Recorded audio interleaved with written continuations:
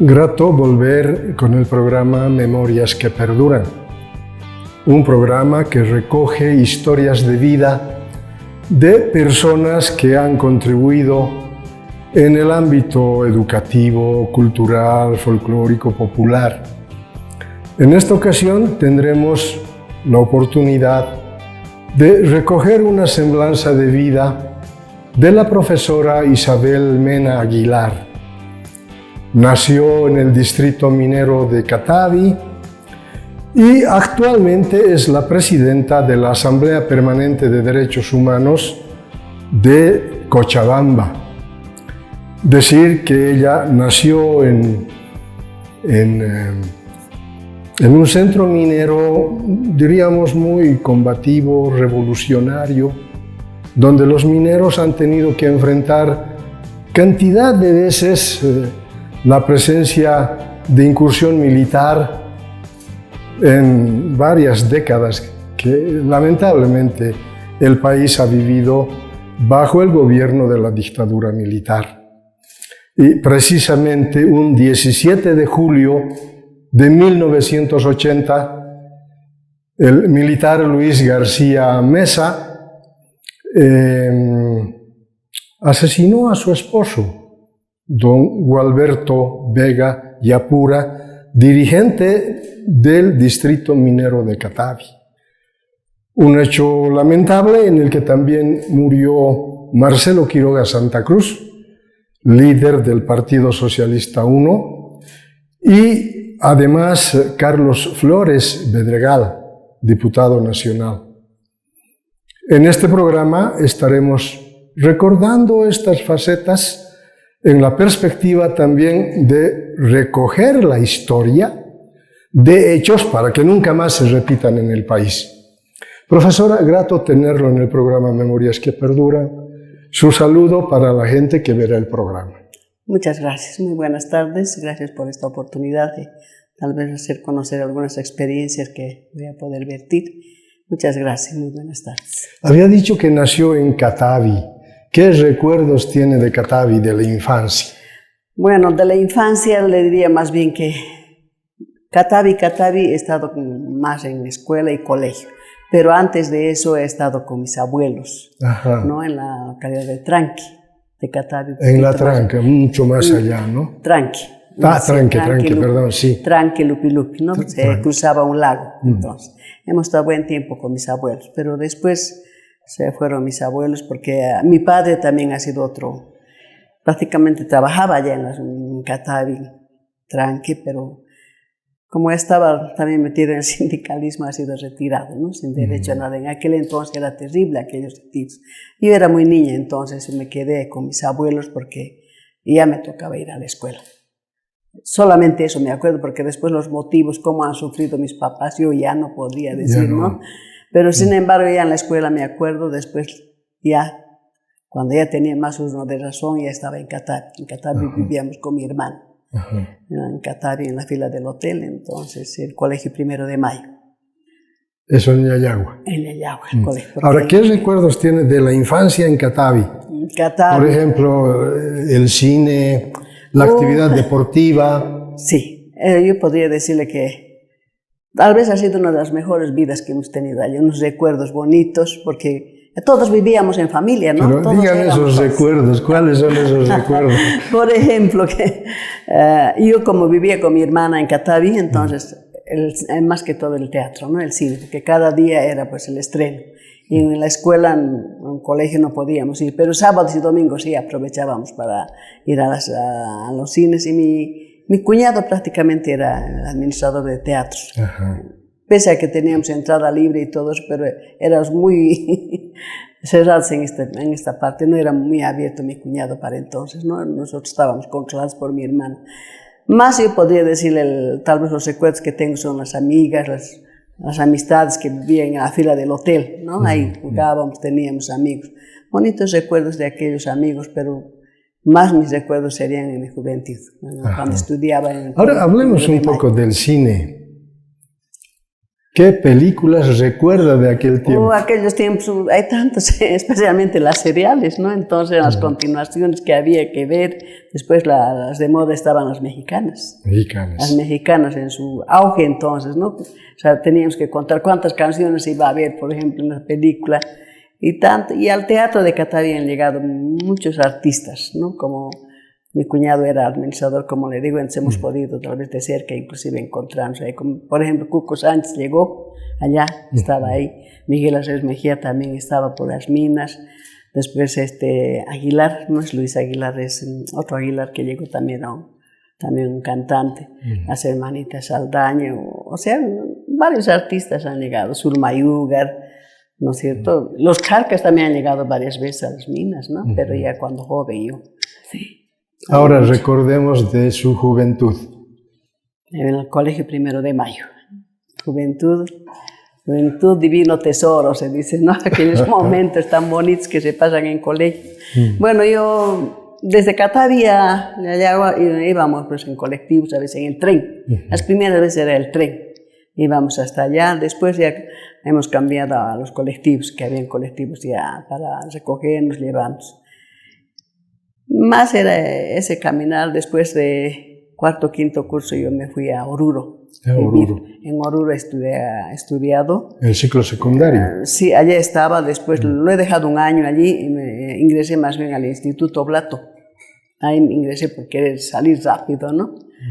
Pero tampoco he podido hacerlo. Entonces allá he estado con los tíos porque ya mi familia estaba prácticamente esparcida, ¿no? Porque mi hermana ya casada y mis hermanos igual, y mis papás estaban lejos porque, bueno, mi padre después murió, ¿no? Nosotros jóvenes nos hemos quedado, o sea, éramos 6 hermanos. De los 6, una de mis hermanas, la casada, es la que nos ayudaba, después los otros hermanos estaban todavía así con los familiares, y creo que ha sido el motivo eso para que prácticamente pueda tomar yo matrimonio en Oruro con Gualberto. En Oruro. Los oblatos han hecho muchísimo trabajo religioso, tanto en Catavi, en Yayagua, siglo XX. No sé mucho de Uncía. Por ejemplo, Radio Pío XII, sí. Radio Bolivia en Oruro.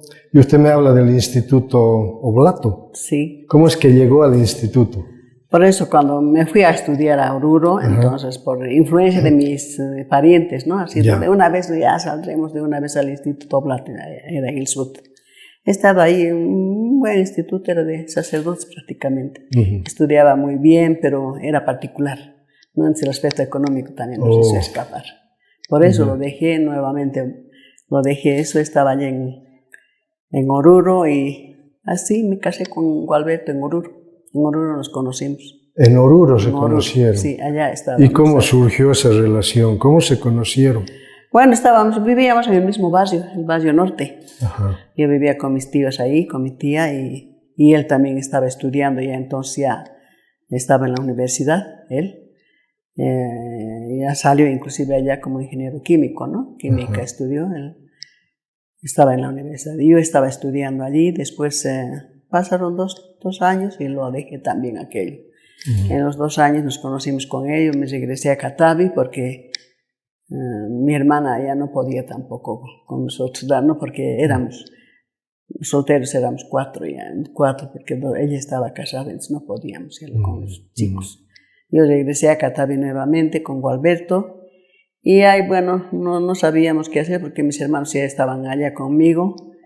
Gualberto tomó la valentía de tener a mis 4 hermanos conmigo. ¿No? Entonces yo prácticamente no acabé todavía mis estudios, ¿no?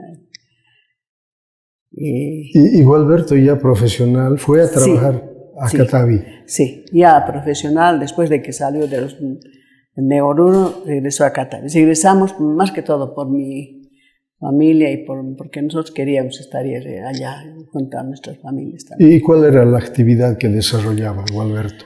No, a un principio no estaba trabajando. Entró como, ¿cómo se llama esto? Donde en Guairapata había ¿cómo es esto? Trabajaba ahí como ingeniero, ¿no? ¿Cómo se llama esto? Esta laguna que había en Guayrapata, ay, no me acuerdo el nombre, ahí estaba trabajando buen tiempo. Después ingresó a la empresa, pero como obrero, porque no había otra cosa, ¿no? Porque si entraba como profesional, tendría que entrar, por ejemplo, a donde estaba trabajando su tío, al laboratorio, y él no quería ingresar ahí porque estaba su tío ahí trabajando. Entonces estaba como obrero en el ingenio, después ha trabajado en la imprenta. Mucho tiempo ha trabajado en la imprenta. Después de eso ya no sé qué es lo que le ha pasado, pero le han llevado transferencia. Él se ha ido a Bodega Barrilla. Como químico conocía todas esas cosas. Y ahí se ha prácticamente arraigado, no ha querido dejar ese lugar de trabajo porque había mucha injusticia en ese lugar. Porque la sección era muy dura, ¿no? Cuando se entraba era como en la mina, había un polvo inclusive ahí. Y él estaba más arraigado en este trabajo por sus compañeros de trabajo, precisamente porque había mucha gente que no podía ni reclamar nada porque trabajaban duramente. Y él era prácticamente el más preparado, el que podía tal vez sacarles adelante a sus compañeros, ¿no? De esa manera se quedó allá, pero no quiso tampoco trasladarse a otra sección. Inclusive le ofrecieron el trabajo en los colegios como maestro, ¿no? De matemáticas o química. No, dijo, no voy a dejar esto.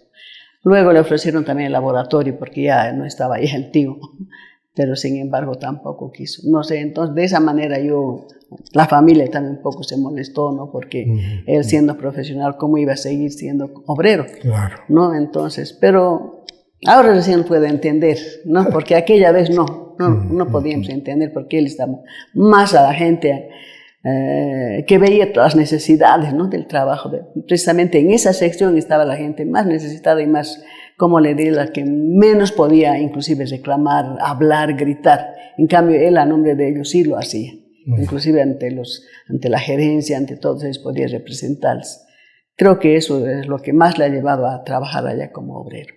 Pero había sido también director de Radio 21 de diciembre. Sí. Estando él han escogido como en el sindicato trabajaba, pues ya en el sindicato, en sus horas libres, era director de Radio 21 de diciembre. Ha tenido programas, inclusive juveniles, niños también, inclusive mi hijo ha estado trabajando como infantil allá.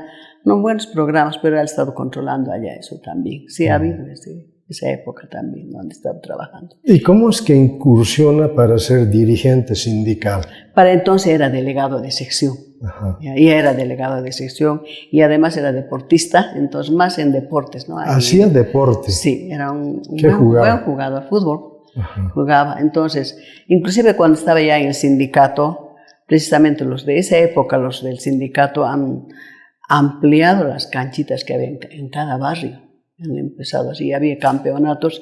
Una temporada era de niños, otra temporada era de fuera de los colegios, ¿no? En los colegios tienen su programa definido ya, básquet, fútbol, etc. ¿vale? Pero esto era en el campamento siempre, ¿no? En el mismo lugar ya tenían todo señalado, un programa ya, por una época de niños, otra época de jovencitos, niñas, jóvenes, de básquet, fútbol. También ahí han entrado también las mujeres. Las mujeres, las señoras, ya mayores, empezaban a jugar fulbito, o digo más bien básquet, más que todo el básquet. No, inclusive en ese aspecto, en educación, Gualberto ha sido muy amplio, ha querido llegar, creo, a toda la gente. Y ahora digo, no recién que era otro el carácter que tenía cuando nosotros estábamos allí. Inclusive cuando estaba trabajando, se afianzó mucho el trabajo en el Instituto Santa Rita de Catavi. Eso también se ha ampliado gracias a los dirigentes de Catavi, entre ellos estaba Gualberto. Había un instituto donde solamente la iglesia, el padrecito, las monjitas manejaban aquello, pero después con tanto caminar y todo, viendo que las mujeres de los... él decía, ¿no? Las esposas de los trabajadores nunca han podido ir a estudiar, no han podido ser profesionales, pero sin embargo quisiera que esto se amplíe. Entonces se amplió eso, de esa manera que el instituto se amplió y se abrió prácticamente un instituto de corte y confección, bordado a mano, bordado a máquina, peinados, ¿no? todo eso. Después con el tiempo, inclusive hemos abierto una sastrería, pero eso ha sido posteriormente, ya cuando creció el instituto. Sí, y en su caso, para ser profesora, ya se dio de casada. Sí, porque yo había estudiado, como le dije, no acabé prácticamente. Cuando me fui allá, acabé el bachillerato después de estar en Oruro. Ya estando en Catavi, mi esposo me dijo, no, ya no has acabado tu estudio. Y mi familia le reclamaba eso, porque yo me quedé así, ¿no? Sin acabar. Entonces yo me fui a Sucre, porque en Sucre ya tenía pues las inscripciones, todo eso para ingresar allá, pero no acabé. De modo que estudió en Sucre. En Sucre, sí, en Sucre he ido a acabar. Ya me fui con mi hijito ya. Mi hijo ya tenía 4 o 5 años, con él me fui. Precisamente después de eso, cuando ya estaba acabando, el 75, 74 me fui, 75 y el 76 ya estaba saliendo. Entonces, precisamente esos años donde Gualberto ha caído inclusive preso con Banzer. No, sin duda ha tenido que ser perseguido, torturado, encarcelado. Ha sido terrible aquella fecha porque... Y ha sido más todavía cuando después que lo detenieron, ¿no? Cuando en esa época yo regresé ya de Sucre, Gualberto y los dirigentes en esa época ya estaban en la clandestinidad porque había ya problemas sindicales, había persecuciones y todo ello. Yo llegué, ya estaba en Catavi, pero él no, estaba ya en la clandestinidad junto con los otros dirigentes cuando ya estaba en Catavi. Pero Gualberto no solo fue dirigente de Catavi. Sí, después estuvo en la Federación Sindical de Trabajadores Mineros, la Central Obrera Boliviana, que es precisamente ahí donde ocurre el asesinato de Marcelo, de Carlos Flores y también de Gualberto. Sí, después de Banzer ha sido todo esto, ¿no? Porque Banzer lo detiene prácticamente 2 años, ha sido detenido. Con Banzer entre el 71 y el 78. El 78, sí, el 77, 78, claro. El 76 ha sido detenido, 76, 77, 78. Y ha sido caminata terrible aquel entonces porque yo con mi hijo ya empezábamos a buscarlo donde estaba porque ha sido detenido de noche, cuando días antes él era el único dirigente que había salido para increparle a Banzer cuando Banzer apareció de pronto en Catavi, ¿no? En el parquecito de Catavi se apareció y no había gente quien lo escuche siquiera, pero sin embargo él con la mano les llamaba a los niños, a la gente que estaba ahí. Y se noticiaron muchas madres que estaban prácticamente buscándolos también a sus hijos cuando fueron detenidos aquí, porque Banzer les mandó a su gente en cualquier momento para detener a algún dirigente. Entonces, al detener a un dirigente, no solo a uno detenía, sino a los otros que estaban también queriendo, por decirles, pelear con ellos para que no se lo lleven al dirigente. A todos ellos los agarraban, no sea que sean jóvenes, niños, y muchos jovencitos que ni siquiera eran trabajadores han sido detenidos entonces, ¿no? Entonces, estas madres iban a reclamar a Banzer cuando se noticiaron en Catavi, y ahí no había pues un trabajador que pueda salir a la palestra y decir, aquí estamos nosotros, este es el problema. Y de pronto nosotros escuchamos la voz de Gualberto. Como estaba clandestino, ni yo lo había visto todavía, ahí aparece el único. Y ahí tomó la palabra para un poco de discusión con él, creo que le contó cómo estaba pasando, por qué estaba sucediendo tantas cosas. Y Banzer decía, yo no sabía las cosas tampoco él. Estaba escuchando y mi esposo como si no conociera, le contaba también todo, ¿no? Le increpaba todo él. Y eso ha pasado un día, por decirle un día, no me acuerdo si era sábado o viernes, por la tarde. Al día siguiente ya estaba en casa, ya no estaba clandestino porque ya lo vieron inclusive. Entonces, al día siguiente en la noche es cuando entraron a mi casa a las 2 de la mañana.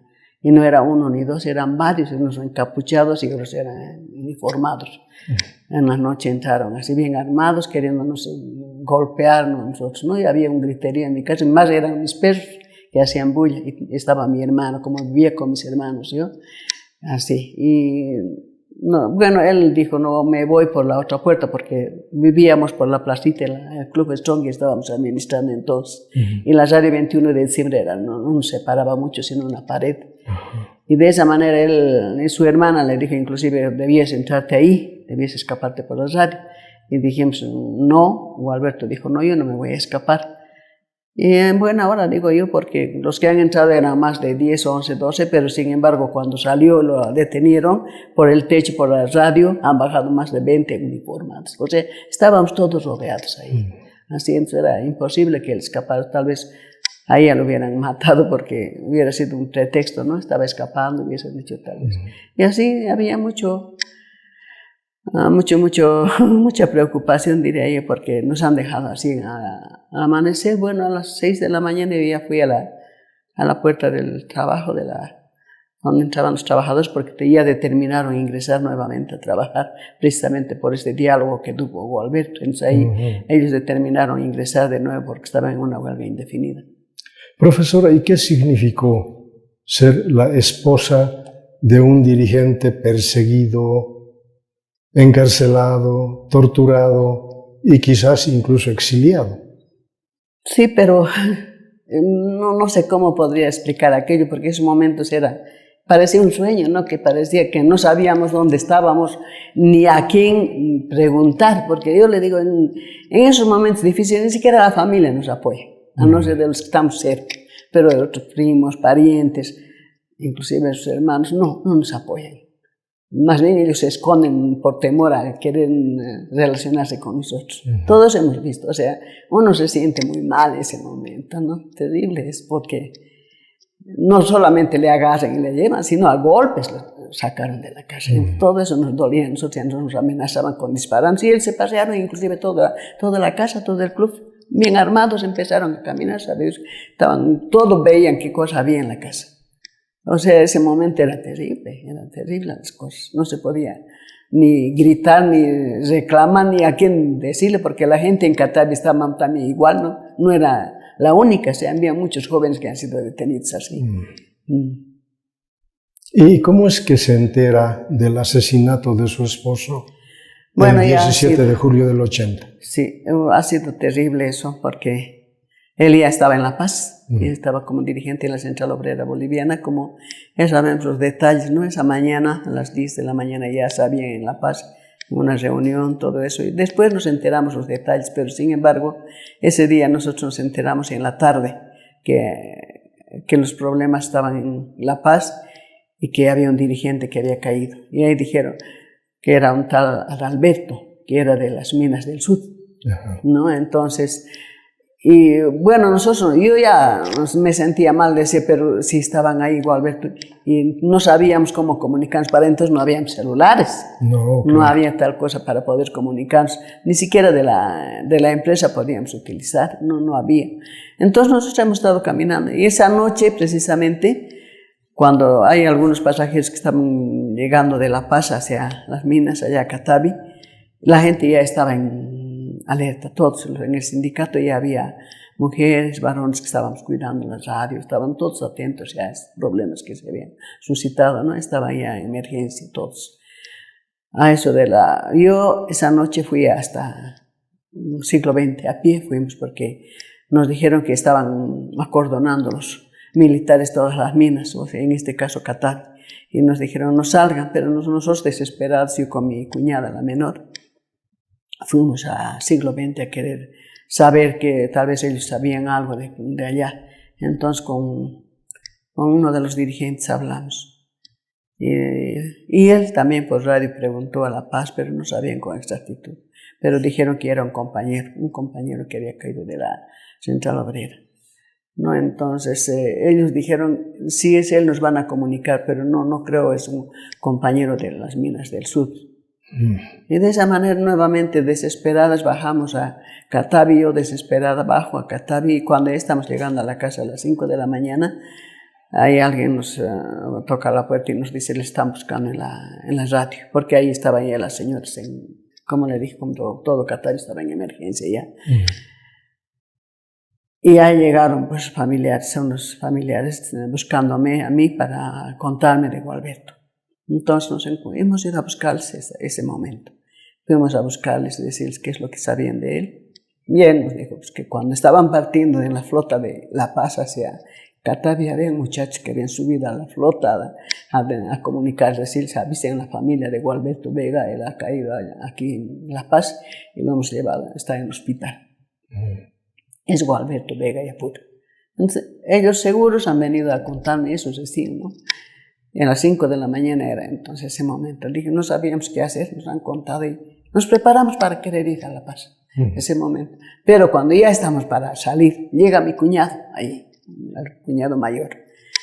Él estaba en La Paz, pero él esa misma noche seguramente regresó a Catavi y dice, yo le digo, ¿estás llegando de La Paz? Sí. Nos han comunicado esto de Gualberto. Y él dice, no, ¿cómo van a decir? ¿Cómo? Se ha enojado conmigo. Me dice, ¿cómo vas a pensar que mi hermano? Si yo lo estoy viendo, yo lo he visto a mi hermano, estaba yendo a una reunión a esa hora. Y dice que de verdad pues, estaba yendo a una reunión con este señor Camargo, con Roberto Camargo. Estaban yendo a una reunión, y estaban fuera del local. Pero se encontró con Edmundo, con mi cuñado. Y dice que empezaron a hablar y otra familia más, creo que se acercó unos enfermeros de Catavi y empezaron a hablar, seguramente tenían algún problema para poder hacer un trámite, algo, ¿no? Se alejó un poco de Roberto Camargo. Roberto Camargo seguía yendo porque la hora estaba para las 11, creo que era la hora. Y Gualberto entonces dijo, ¿y a esa hora qué me va a esperar? ¿Cómo voy a entrar a la reunión a media reunión? Mejor me regreso. De esa manera regresó al local entonces. Y Edmundo, mi cuñado le vio, pues eso, cómo se encontró. ¿No? Entonces, de esa manera me dice, ¿cómo vas? Le he visto a mi hermano, estaba así. Lo que no supo fue... Sí, que regresó, pues él. Sí. No, entonces, otra vez no sabíamos qué hacer ese momento. Mucha incertidumbre. Sí, no sabíamos qué hacer y hemos esperado cuando amaneció nuevamente. Fuimos a pie, había que caminar porque no había taxis entonces. No había.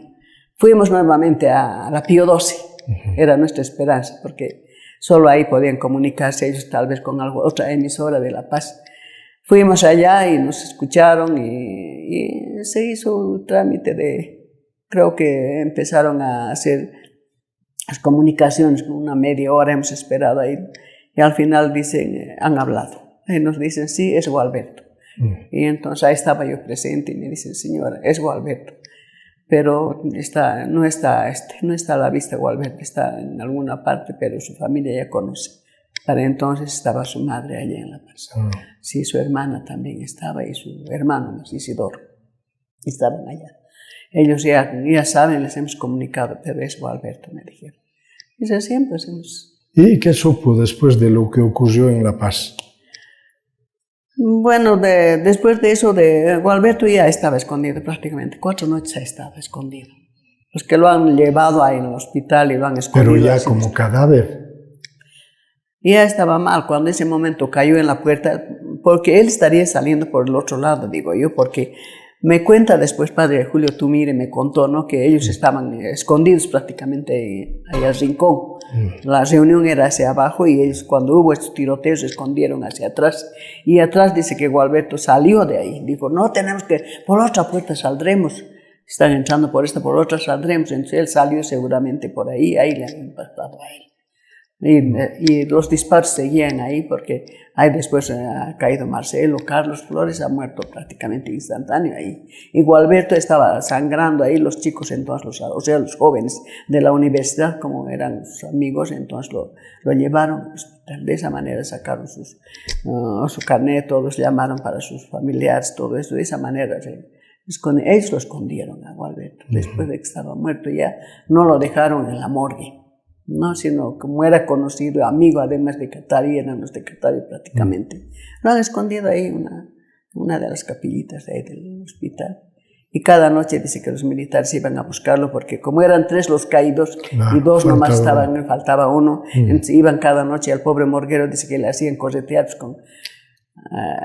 disparándole para que hable. Y al final el pobre dijo, no, ya no voy a poder aguantar, entonces llamó a mis cuñados, les digo que no voy a poder más cuidar esto.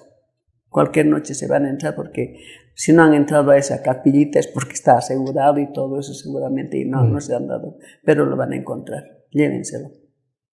Y de esa manera, tenía unos primos allá en La Paz, me acuerdo mucho de ellos, son los que lo han sacado prácticamente, Rodolfo Vega, toda la familia de sus primos.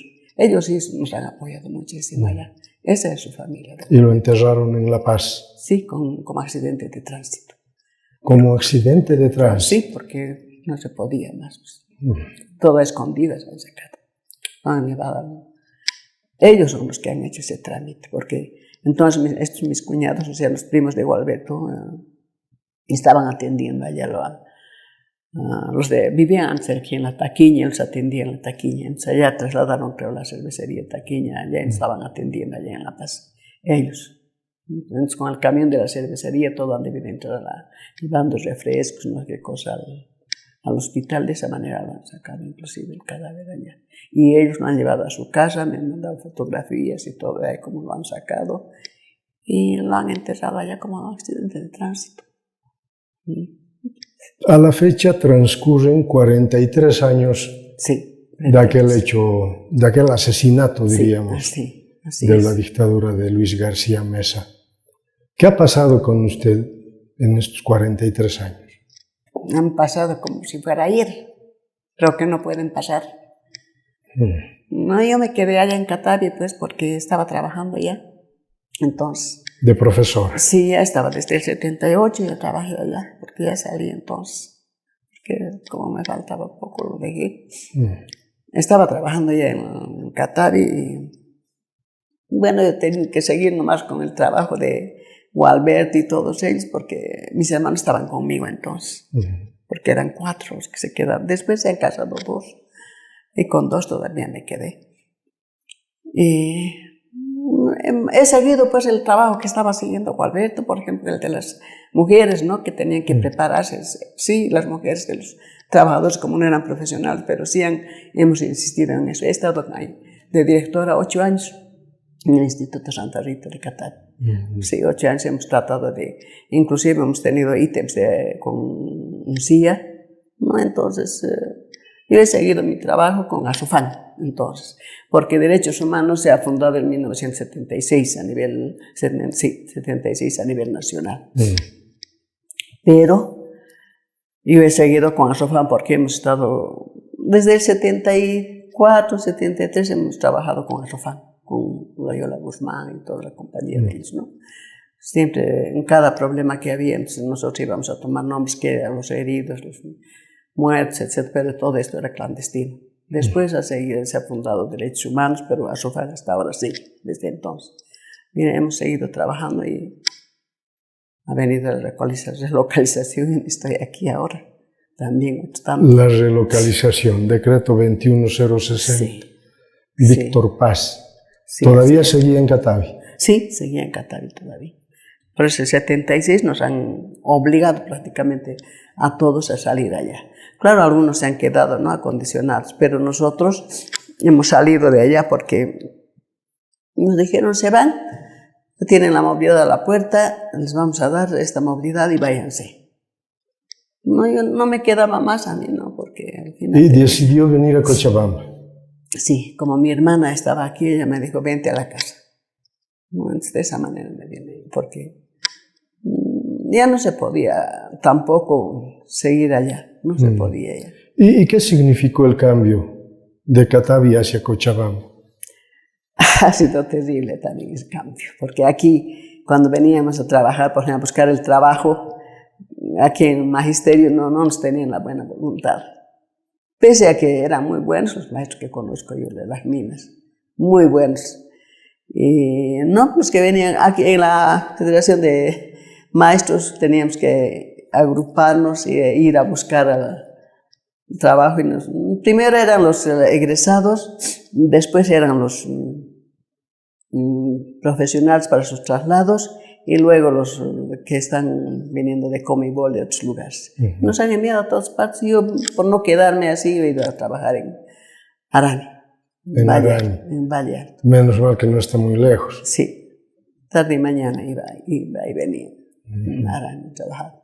Pero seguía en comunicación con ASOFAN y después ingresé aquí a Derechos Humanos, a ASOFAN.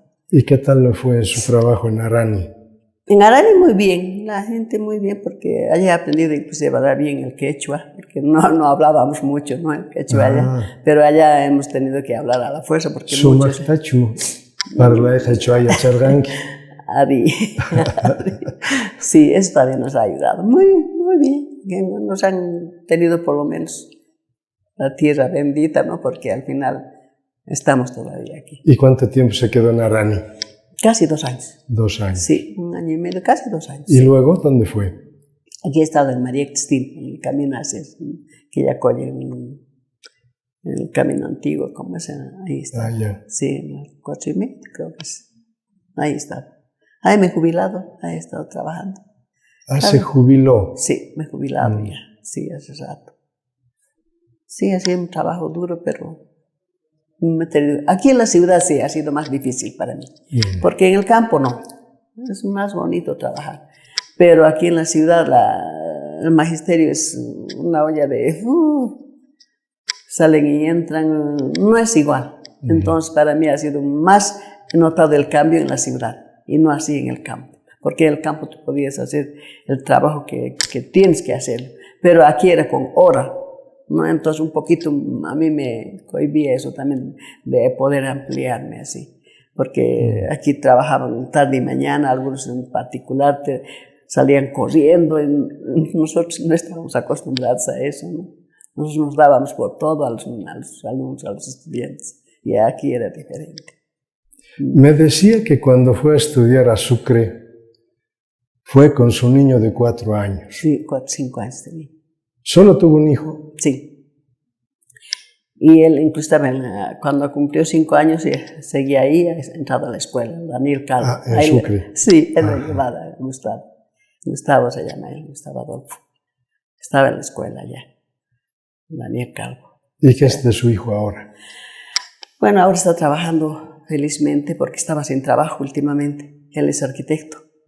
Sí, y está en Potosí en este momento, trabajando. Ha trabajado en La Paz. Estaba inclusive en la construcción de la Casa Grande. Estaba ahí trabajando también. Ha estado mucho tiempo, años prácticamente. Después ya se despidieron el año pasado. ¿Debe ser abuela? Sí, tengo 2 nietos. ¿Qué se siente ser abuela? Nos imbuye un amor muy diferente, ¿no? Pero no mejor que nuestros hijos. Nuestros hijos son nuestros hijos. Nuestros nietos son nuestros nietos. Otra clase de amor, pero lindo. Un amor muy... Por lo menos de mi parte, ¿no? Para ellos. Sí. Ahora, profesora Mena, ¿y cómo es que incursiona en la Asamblea Permanente de los Derechos Humanos? Como les dije, el 86, 87 me vine, ya estaba en Arani, 87 ya ingresé aquí a la Asamblea, porque con Asofan seguía yo en relación, inclusive teníamos algunos familiares del 80, cuando han sido asesinados en Quillacollo, en Vinto, con esas familias ya teníamos relación aquí. Y Loyola llegó aquí, nos reuníamos aquí. Y de esa manera yo me fui a la Asamblea y hemos seguido trabajando, bueno, nomás hemos seguido con Padre Federico, él es el que me ha prácticamente... El Padre Federico Aguiló. Sí, con él hemos estado. Sacerdote jesuita. Es prácticamente el puntal de la Asamblea, no es el símbolo prácticamente para nosotros, porque él o sea que está ligada a la Asamblea hace muchísimo tiempo. Sí, desde que me vine de allá prácticamente. Desde el 86. Sí, estoy aquí y no han pasado muchos años. He estado con Padre Federico como secretario de Hacienda, teníamos buena entrada entonces porque teníamos buenos proyectos que teníamos, pero ahora no. Es un cambio terrible porque la Asamblea vive de lo que puede con esos saldos, más bien con aportaciones de algunos compañeros. Como el trabajo es voluntario, además, somos muy pocos ahora. Hay gente de cepa, ¿no? Como se dice, que todavía le gusta trabajar en esto sin estar recibiendo, ¿no? Moneda. En cambio, otros sí, los que siempre les gusta recibir, entonces no. Se han alejado, y si se han alejado, vienen alguna vez para criticarnos, decirnos qué es lo que estaban haciendo, por qué estaban haciendo. Pero yo más bien valoro a esta gente que se ha quedado en nuestra Asamblea. Valoro mucho porque dan su tiempo, ¿no? Sin pedirnos nada, porque la Asamblea en este momento no tiene nada. No tiene económicamente, quiero decir, ¿no? Está sobreviviendo, porque más bien gracias al local que tenemos, que estamos en Anticrético. Y esto es precisamente desde el Padre Federico Aguiló, hace años que estamos aquí. Usted asumió la presidencia de la Asamblea Permanente de Derechos Humanos el 2021. Sí, 21. ¿Qué acciones ya ha logrado desarrollar en este tiempo en su gestión? Bueno, yo más he apoyado a las acciones que se han realizado con los compañeros que están ahí, ¿no? Especialmente con los abogados, porque estamos divididos en diferentes secretarías, ¿no? Secretaría Jurídica, Secretaría de Educación, de Comunicación y después Secretaría de Asuntos Sociales, ¿no? Con la gente del campo. Entonces, cada secretaría tiene sus diferentes compañeros que trabajan ahí. Entonces yo estoy sobre ellos, ¿no? Con ellos, con cada uno de ellos tengo que estar trabajando. Pero hay mucho trabajo más en jurídico, sí, porque hay más violaciones en estos aspectos, especialmente en las cárceles. ¿Cuáles son los casos más frecuentes sobre violación de derechos humanos acá en Cochabamba? Acá en Cochabamba hay mucho, no podría decirle cuáles son, hay tanto, es mucho. Y más, pero nosotros hemos notado eso en las cárceles. En las cárceles, ¿no? La forma como viven, inclusive, o cómo están, con cuántos años, por ejemplo, están en las cárceles sin poder salir. ¿Por qué? Por falta de ayuda, no siempre económica, sino los mismos abogados también no son muy, como diría, con esa dirección. Hay algunos abogados que les han dado, pero estos no trabajan como... Abogados de oficio, creo que llaman. Sí, pero no trabajan como debían hacerlo. Lo dejan. Y como son de oficio y tienen un sueldo, según los compañeros y las señoras que trabajan allá, o digo, los que están en las cárceles, dicen, no, vienen a fin de mes para hacernos firmar que nos han atendido. Después todo el mes se pierde, con una cosita que nos vienen a preguntar, a hacer, pero seguimos aquí, no podemos salir. Entonces estos abogados a veces no trabajan mucho y por eso buscan otros, ¿no? Y por eso acuden más a la asamblea, pero la asamblea más tampoco puede hacer de eso. No tiene que buscarse siempre un abogado para que pueda hacer estos trámites que tienen que hacer. Más es en eso. Después también hay, del campo también vienen así para hacer sus trámites, de los barrios. Hay mucha gente que viene, de las escuelas, por ejemplo, de los colegios, hay tanta corrupción, entre los mismos padres de familia. No, hay muchos casos que tal vez no se podría enumerar, inclusive porque son casos muy terribles y no hay caso de cómo sobrellevar esto. Hay que ir, ver las cosas así, en forma directa, porque así nomás tampoco se puede. Y si vienen a las asambleas, tenemos que tener un aval, ¿no? Para poder ir. Este caso se ha suscitado, entonces con eso se puede realizar, pero si es como diríamos, es digamos, solamente en forma verbal nos vienen a denunciar, eso no tampoco se puede hacer. Tenemos que tener algo que nos pueda a nosotros también apoyar, ¿no? Con eso estamos haciendo este trabajo. ¿Y se dan casos de persecución política? Se debe darse, pero a nosotros nos dicen eso, ¿no? Pero nosotros no hemos visto todavía eso. Pero se debe dar. Lo que pasa es que no denuncian. Sí, eso es. Hay denuncias, vienen así denuncias, por ejemplo, le voy a decir esto entre los militares, por ejemplo. Hay denuncias, vienen, ¿no? Todos dicen, los militares esto haremos. Pero después vienen nuevamente al día siguiente con su familia, por favor, no den a conocer. Quieren que nosotros vayamos a charlar, a hablar con los militares o con las autoridades que corresponden, pero sin decir el nombre, sin decir a nadie, nosotros, ¿cómo vamos a poder hacer eso? No, tampoco se puede hacer. Entonces tiene que haber también una representación ahí, tiene que haber una denuncia, no solamente verbal, ¿no? También escrita tiene que ser. ¿Y despidos laborales? Sí, también ha habido. Tenemos los abogados que están a cargo de eso. Sí, es la Comisión Jurídica es la que se hace cargo de todo esto. También están en eso. Hay algunos casos.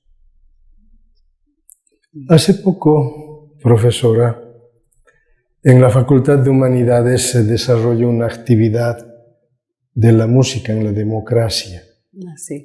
Y allí decían que usted participó de actividades en unidades educativas, pero además estaba Marcial Mansilla Torres, una mujer minera que participó de las 4 mujeres en la mineras. huelga de las 4 mujeres mineras que deslocaron a Banzer. Sí.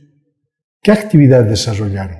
Cuéntenos. Hemos ido prácticamente a los colegios a hablarles, a hacer la comparación más que todo de la democracia que vivimos ahora y con los momentos más difíciles que hemos pasado en las épocas dictatoriales, ¿no?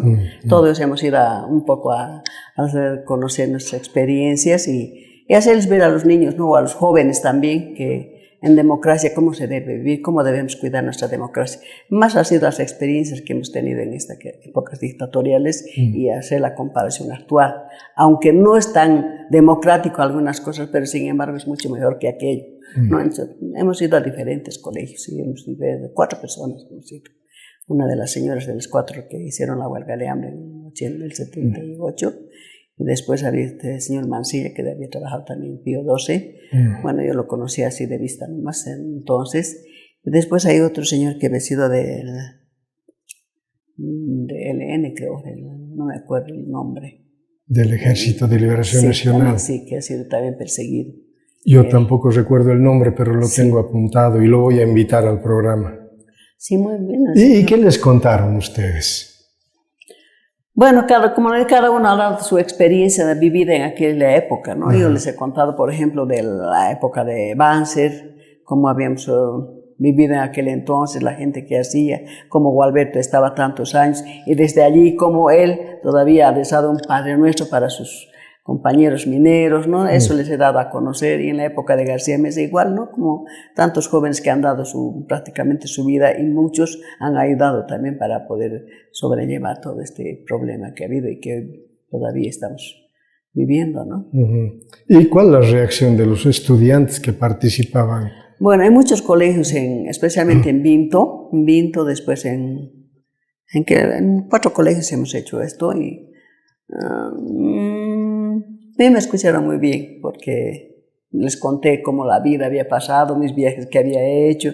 No sé si eso les ha hecho llegar un poco al corazón, porque cuando me dicen empecé a contar, yo les empiezo a contar cómo habíamos vivido aquellos momentos, ¿no? Y a veces tengo que decir pues lo que en ese momento me estaba pasando. No me viene al momento. Y les contaba yo todo ello, entonces parece que todo eso les ha llegado al corazón y se acercaron, nos hicieron firmar incluso algunas cositas y nos escucharon, por lo menos yo eso he entendido, ¿no? En los diferentes colegios. Y usted, profesora, ¿cómo se sintió contando esta experiencia de vida? Me parecía, ese momento cuando estaba contando, parecía que estaba viviendo en aquel entonces. Había regresado a aquello, ¿no? Y parece que me olvidé un momento de esos de dónde estaba, inclusive. Después me di cuenta y estaba junto con ellos llorando. Sin duda.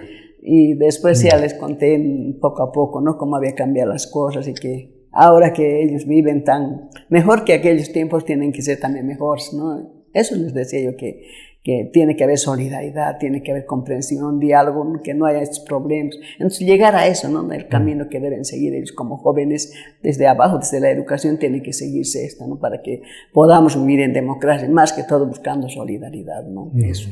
Así les hablé y se acercaron. Muy bien, me sentí bien después.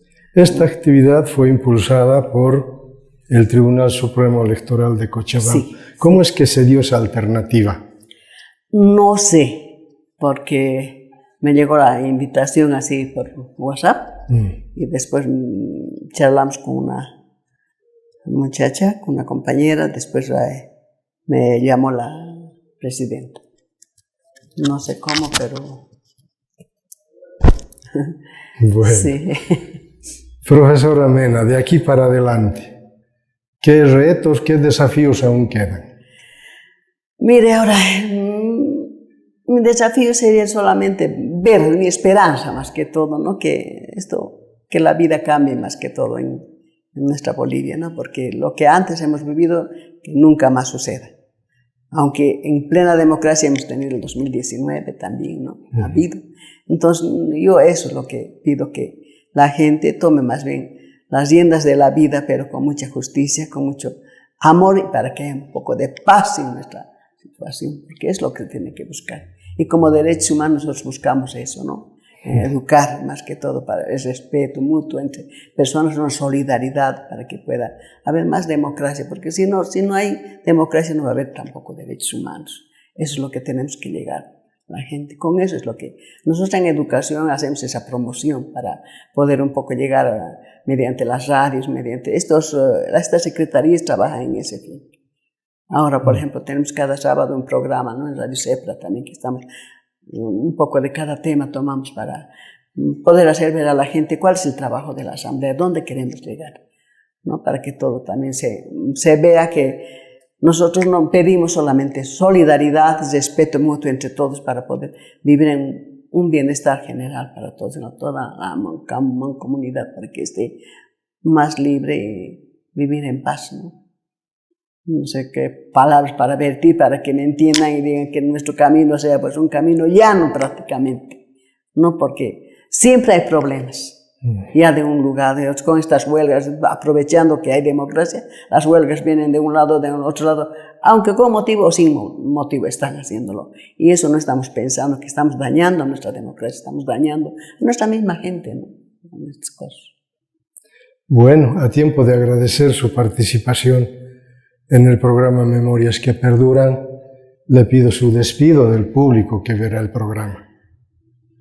Como decirles que me disculpen si es que me he equivocado en algo, porque tal vez hubiera querido hacerlo mucho mejor. No estoy acostumbrada a esto, no estoy acostumbrada, pero gracias por traerme aquí para un poquito ver las cosas también, ¿no? Porque para decir algo se necesita mucho tiempo y a veces se nos van hasta las ideas, porque uno quiere saltar de un lugar a otro para querer dar a conocer, pero a veces no se puede hacer eso. Bueno, de todas maneras, hemos logrado conversar sobre lo más importante de su semblanza de vida.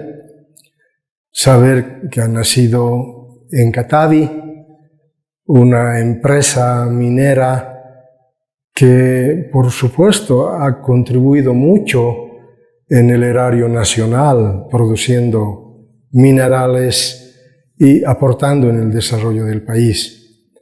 Importante saber también que contrajo matrimonio con Gualberto Vega Yapura, ingeniero de profesión, pero que por circunstancias de trabajo como que no logró ejercer la profesión en Katavi. Sin embargo, fue desarrollando su trabajo en el ingenio, se dio modos para conducir Radio 21 de diciembre siendo director, luego dirigente minero en Katavi, la Federación de Trabajadores Mineros, la Central Obrera Boliviana, donde la profesora Mena ha sido el puntal también de aquella relación de vida, de trabajo, y que por cierto ha tenido que sufrir las consecuencias de persecución, de detención, de tortura y finalmente el asesinato de su esposo el 17 de julio de 1980 en el golpe militar de Luis García Meza. Un golpe que nunca más se debería repetir. Esos sí fueron golpes militares. El supuesto golpe del 2019, en mi criterio, no fue golpe, fue fraude. Don Evo Morales se escapó a México, presentó su renuncia. Pero bueno, esa es otra historia. Estamos hablando de un golpe militar que cegó vidas, que dejó familias truncas, sin esperanza de vida, pero que luego de repuesto de esta tragedia, la profesora, por ejemplo, ha podido emprender su trabajo siendo profesora en Katavi y ya luego con la relocalización venir a Cochabamba y aquí también abrirse espacios de trabajo en el magisterio. Y luego ya su relación con la Asamblea Permanente de Derechos Humanos, del cual ahora ella es presidenta, elegida el año 2021 y va desarrollando diferentes trabajos en defensa de los derechos humanos. Amigos, gracias por seguirnos en el programa Memorias que Perduran. Hasta pronto.